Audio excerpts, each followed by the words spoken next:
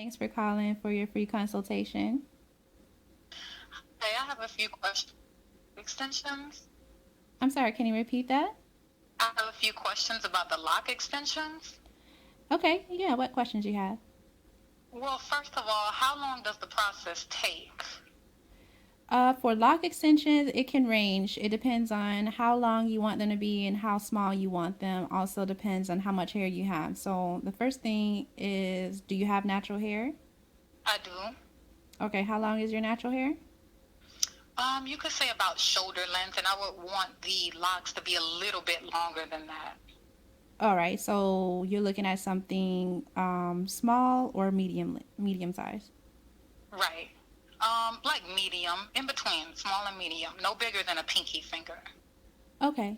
So, with that, I prefer to see like a front view and side view of your head so that I can determine exactly, well, not exactly, but an approximate of how long it may take. But for the length that you want and the size you want, it can range like Mm-hmm. 6 to 8 hours. It may be up to 10, just so you can have an idea. It will be a while sitting for getting the lock extensions.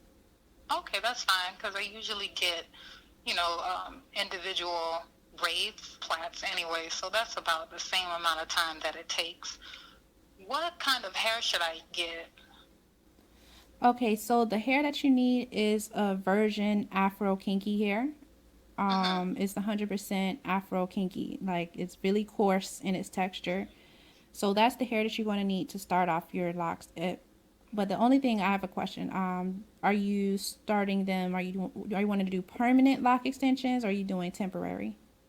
And that's exactly one of my next questions I was going to ask you. I actually would like to have my hair lock into this hair. So is that possible? But I'm not sure Okay. until I see how it looks, you know what I mean?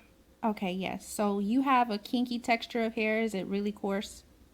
Yeah, I would say it's within the three and fours following the chart. Okay. So for your hair texture, if you're thinking about doing permanent lock extensions, then you need to go with 100% virgin Afro kinky hair that matches the texture of your hair. So that's important because a lot of people go to the beauty supply stores and get the Vivica Hmm. Fox or, Milky Way brands Hmm. of Afro kinky hair. That's what it says, Afro kinky human hair. But Hmm. this is not truly 100% virgin Afro kinky hair. It's more like a soft Afro Spanish type of curl.